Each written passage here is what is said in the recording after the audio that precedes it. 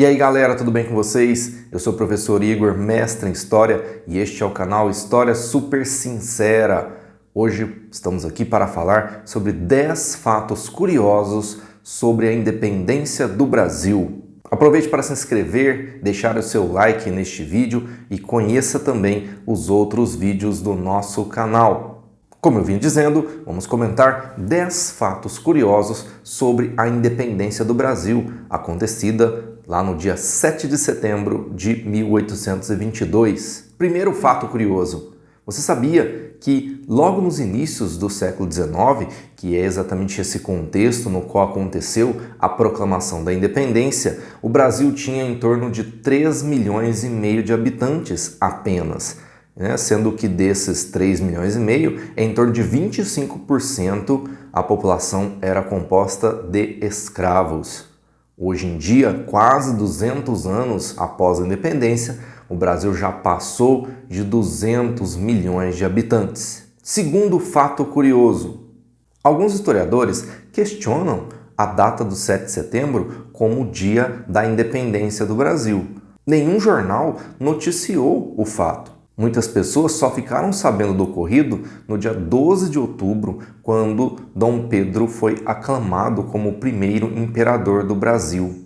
Inclusive, a própria comemoração do dia 7 de setembro como o dia da independência só começou a acontecer a partir de 1826. Terceiro fato curioso.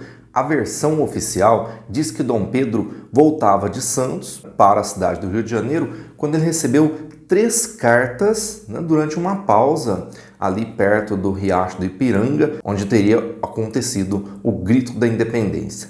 Uma carta era de seu pai, Dom João VI, ordenando que ele voltasse imediatamente para Lisboa, voltasse para Portugal. Outra era do ministro José Bonifácio, que sugeria a Dom Pedro um rompimento com Portugal. E também havia uma carta da sua esposa, Dona Maria Leopoldina, ordenando que ele seguisse a orientação de José Bonifácio. Outra versão já diz que Dom Pedro estava em Santos, na casa da amante, a Marquesa de Santos, a Dona Domitila de Castro, quando ele recebeu a carta do pai. E as outras 2 cartas teriam chegado durante a parada ali em São Paulo, às margens do Riacho do Ipiranga. Quarta curiosidade, conta-se que esta parada perto do riacho, que eu comentei agora há pouco, ela aconteceu para que Dom Pedro resolvesse um problema pessoal, uma indisposição intestinal ali, momentânea, nesta viagem de volta para o Rio de Janeiro. Quinta curiosidade, não há evidências de que Dom Pedro tenha erguido uma espada e gritado na independência ou morte, como muitas vezes nós ouvimos por aí. A expressão se tornou conhecida quando a Romênia se separou da Hungria, isso aconteceu em 1876, e está registrada inclusive no hino da Romênia. Mas aqui a gente não tem nenhuma prova, nenhuma evidência desta cena em que Dom Pedro ergue uma espada e dá o famoso grito da independência. Sexta curiosidade, o famoso quadro de Pedro Américo, Independência ou Morte, que você está vendo aí, foi pintado na Itália por encomenda do Império e entregue em 1888, já no finalzinho do Império do Brasil, apenas um ano antes da proclamação da República, 66 anos depois da proclamação da independência. O pintor Pedro Américo nem era nascido na época da independência, em 1822. Na pintura, Dom Pedro aparece cercado pela guarda imperial, que ainda nem havia sido criada. E além disso, o fardamento dos soldados é incompatível com a roupa usada naquela época para viagens mais longas. Outra coisa que nós podemos observar nesta imagem, neste quadro, é que você tem ali a presença de belos cavalos. E, na verdade, nós sabemos que para viagens longas não se usavam cavalos naquele tempo, se usavam burros ou jumentos. Sétimo fato curioso, o processo de independência não foi necessariamente pacífico, como muitas vezes nós ouvimos por aí.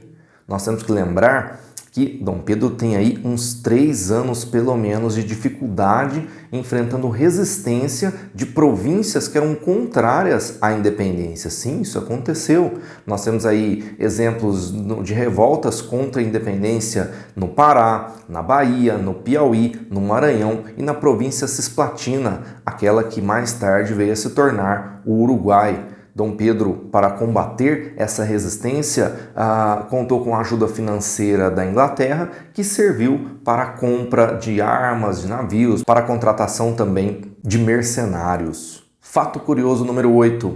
Para reconhecer a separação, Portugal exigiu o pagamento de uma indenização de 2 milhões de libras, além do reconhecimento de Dom João VI como imperador honorário do Brasil. Dom Pedro I até aceitou essas condições, mas o Brasil não tinha os 2 milhões para pagar Portugal. Então pediu emprestado para a Inglaterra e diz a lenda que a dívida externa brasileira começou aí e nunca mais parou de crescer. Fato curioso número 9. Você sabia que esta melodia do hino nacional brasileiro foi composta em 1822, ainda no primeiro ano da independência? Francisco Manuel da Silva criou a melodia com o nome de Marcha Triunfal. Mas a letra que nós conhecemos hoje do hino nacional foi escrita apenas em 1909, já na época da República, por Joaquim Osório Duque Estrada.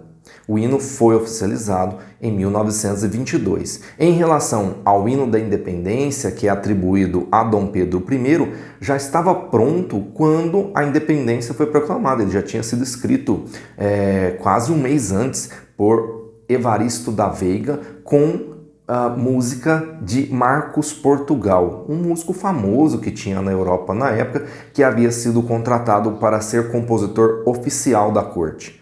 Porém, mais tarde, Dom Pedro criou uma outra melodia e a versão de Marcos Portugal foi substituída, apesar de continuar sendo executada até o começo do século XX. A história oficial conta que Dom Pedro, na verdade, compôs o hino no mesmo dia do Grito do Ipiranga. A gente sabe que não foi bem assim. E agora, a 10ª curiosidade, o 10º fato curioso sobre a independência do Brasil.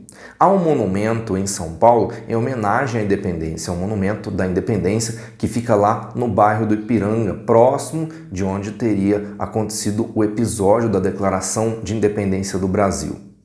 E aí foi construído esse monumento para comemorar os 100 anos da independência que se dariam em 1922. A ideia era que ficasse pronto para essa comemoração, porém, como nós sabemos como as coisas funcionam aqui no Brasil há bastante tempo, esse monumento só ficou pronto 4 anos depois do que era esperado. Uma outra curiosidade sobre esse monumento é que os restos mortais de Dom Pedro, que morreu em Portugal em 1834, morreu muito jovem com uma tuberculose, os restos mortais dele estão enterrados na cripta desse monumento. E o coração de Dom Pedro ficou na cidade do Porto, na Igreja da Lapa. Um outro fato interessante ainda é que em 2012, secretamente, as pessoas não sabiam, o corpo de Dom Pedro foi exumado e submetido a exames, a tomografias, ressonâncias por cientistas da Universidade de São Paulo. Fica aí o convite para num próximo vídeo nós falarmos um pouco sobre essa história da exumação do corpo de Dom Pedro e também das suas 2 esposas, a Dona Maria Leopoldina e também a sua segunda esposa, que nesse momento me deu um branco, eu esqueci o nome dela, mas que já está aparecendo aí também para você no vídeo. É isso, gente. Até o nosso próximo vídeo.